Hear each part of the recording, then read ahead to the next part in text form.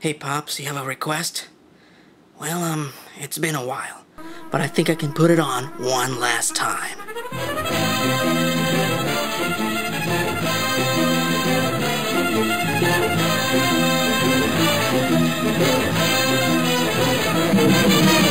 Let's roll, Kato.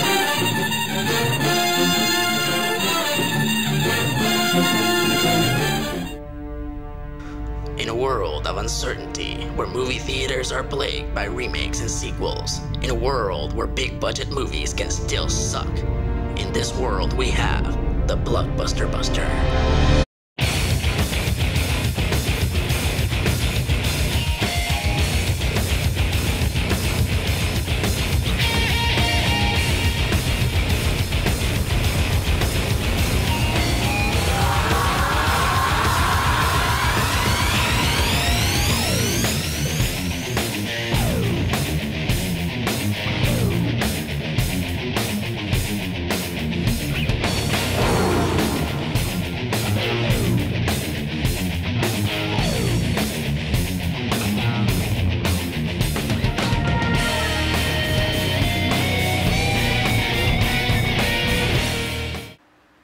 Greetings, fanboys and fangirls. I'm ERod and I'm the Blockbuster Buster. One of my all-time favorite shows to watch with my dad when I was a kid was The Green Hornet. Originally a radio show turned comic book turned action movie serial, major audiences didn't feel the Hornet's sting until 1966 with the release of the Green Hornet television series, starring 60s heartthrob Van Williams and martial arts megastar Bruce Lee. The Green Hornet followed the adventures of Brett Reed, the great-great-great-great-grandson of the Lone Ranger, and playboy millionaire who inherits the family newspaper, the Daily Sentinel.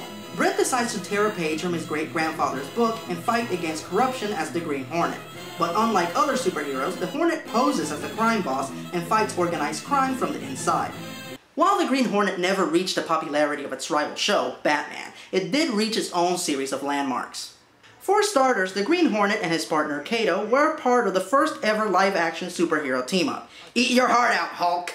But the most important landmark was that of the launching of Bruce Lee's career as an action hero, and the introduction of the martial arts action genre to American audiences.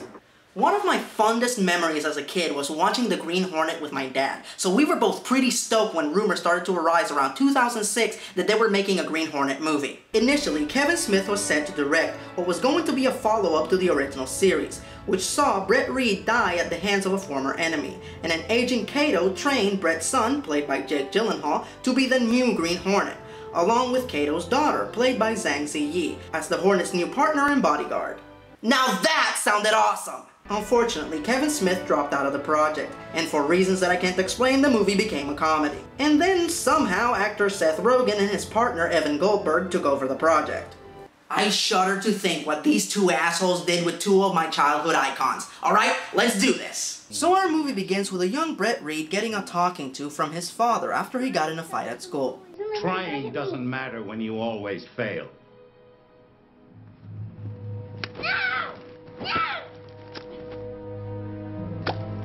Oh my god, what an asshole! I wonder what he would have done if little Brett would have gotten a bad grade at school. Now, I wouldn't have a second's hesitation in blowing your head off right here and right now in front of him. Now, that's power you can't buy. So we cut to 20 years later, where a young drug pusher, played by James Franco, is trying to move in on the territory of the current crime boss, played by Christoph Waltz. How do I pronounce your name? Tchaikovsky? Chudnovsky. Chudnovsky. Chowdowski? Come on, enunciate, enunciate. Chudnovsky? Dude, if you keep saying it wrong, you're just gonna piss him off. No. Holy shit, he is one bad motherfucker. There's only one thing that could make this moment perfect. Cool guys don't look at explosions. They blow things up and then walk away. Wow, now that is one awesome villain. The Green Hornet's gonna have to employ some of his most cunning methods to put a stop to this guy. So we cut to a Hollywood party and, hey, it's Seth Rogen. He casted himself in the movie? Huh, wait a minute, what is he writing there? Brett Reed? Seth Rogen is Brett Reed? Seth Rogen is the Green Hornet?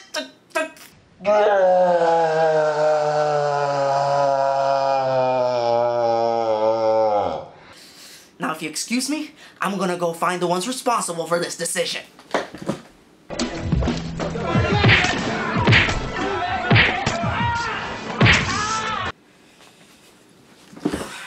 that's taken care of.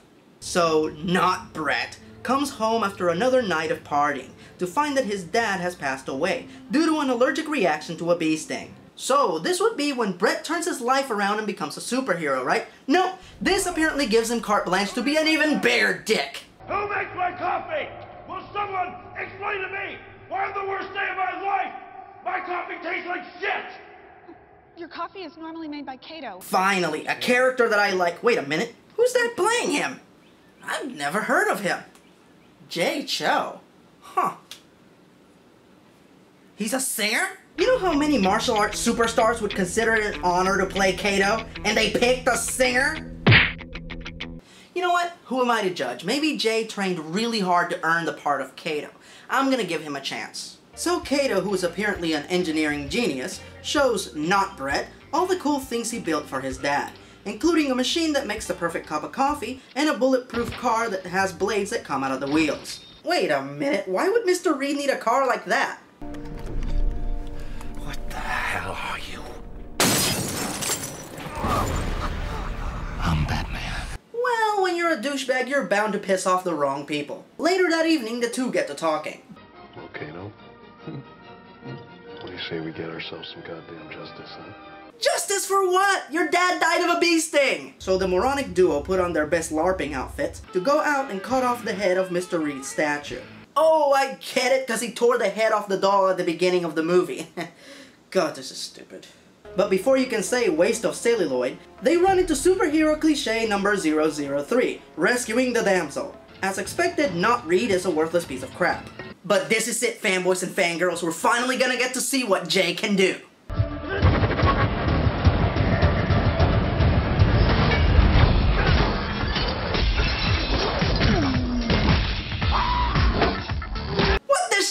Shit. They skip out on using some of the world's greatest martial arts superstars so they can use crappy CG effects? Bruce Lee didn't need CG or wires, he relied on skill alone. Sir, you just earned yourself El Kabong. Hornet! So after their one and only outing, the Moron twins decide they're going to pose as villains and secretly be superheroes, and they're going to misuse the Daily Sentinel to promote their exploits. I'm gonna do something really corny and stupid so they can put it in the trailer. So Kato builds all the gadgets, makes the costumes, and beats up the bad guys. Hell, he even comes up with a name. The Green Hornet. All the while not Brett is a big fucking waste of space. Oh, just gas him. Shit. Oh my god. I just realized something. A buddy comedy where the hero is a worthless moron and the sidekick does all the work? They're knocking off Without a Clue! The difference is that Without a Clue openly admits that it's a comedy. This piece of garbage actually claimed to be the Green Hornet movie. Excuse me.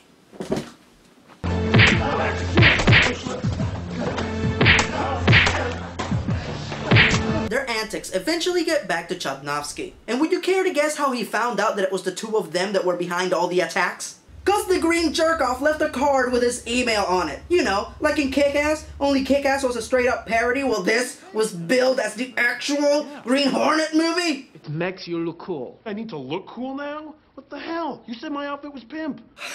Jay, do you mind? Thank you. So Chodnovsky calls for a meeting. Looks like we got some planning to do. It could be a trap.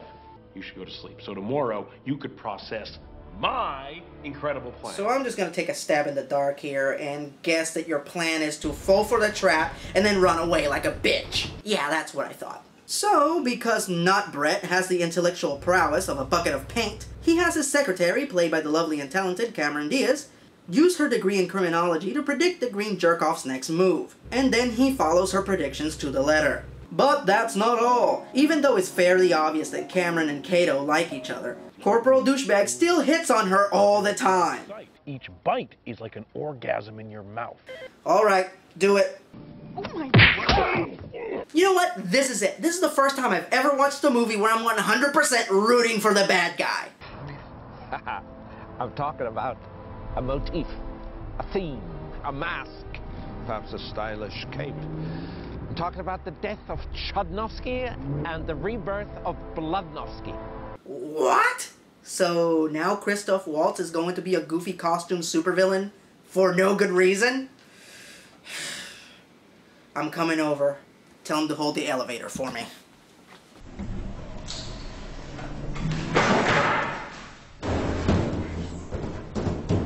So Not Brett accidentally finds out that Chodnovsky is in cahoots with the local DA, which would be bad for business as said knowledge ended up on the front page of the Daily Sentinel. I can see by that stupid expression you've had on your face for the past 5 minutes that you're trying to piece this together. Coincidentally, at that very moment, Chodnovsky hires the green jerk-off to kill Brett.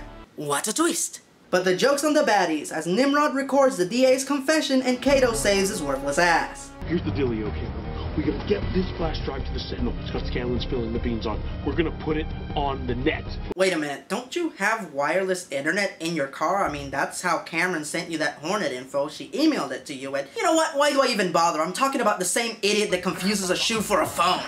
With every hitman in the city on their tail, the masked morons race to get to the Daily Sentinel. But luckily, they still have one ace under their sleeve. Ladies and gentlemen, the real star of this movie, the 1960s Chrysler Imperial, the Black Beauty. Ooh, baby. Oh yeah, here we go. Yeah, you're in the business. Yeah, haha. Whoa, whoa, whoa, hey, watch out. Oh no, oh god, oh no, no, no. Oh no. Oh man. Oh well, at least they got to the Daily Sentinel. Now they can upload the evidence to the internet.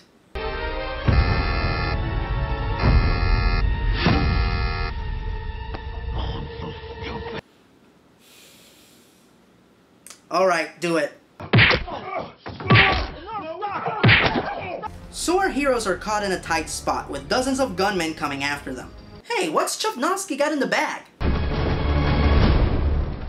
Dear Hornet, be it my mask or your blood.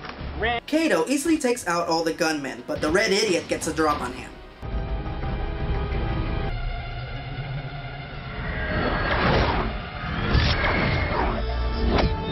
Oh god. Oh no, please don't do this. This movie couldn't get any dumber than it already is.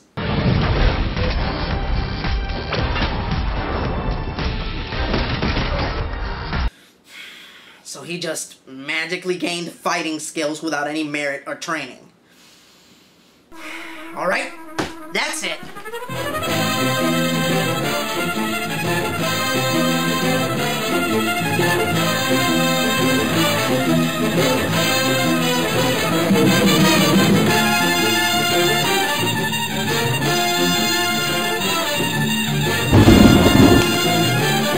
This movie's a garishly grotesque gaggle of green gobbledygook. Now, if you don't know anything about the Green Hornet, I can definitely understand how you could enjoy it. But if you're a fan of the comic, the show, or Bruce Lee, I guarantee you this movie will piss you off. I will also admit that there are a lot of good performances here, especially from Cameron Diaz and Edward James Olmos.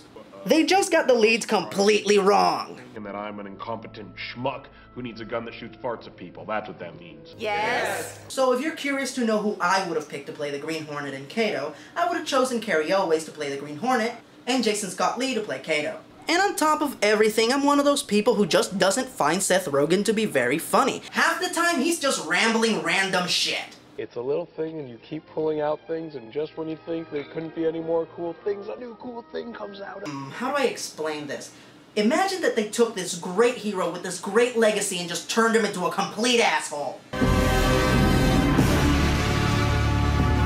Oh yeah, I forgot they already did that. Okay, just for a moment, imagine that they took a well-known character and stuck him in a completely different genre and completely changed the character without changing the title. Oh yeah, that too. Okay, just for a moment, imagine that they took your favorite comic book characters and completely ass-raped them. Man, they just keep fucking us over. But that's when I come in. So that was one busted, thousands more to go. I'm ERod, and I'm the Blockbuster Buster.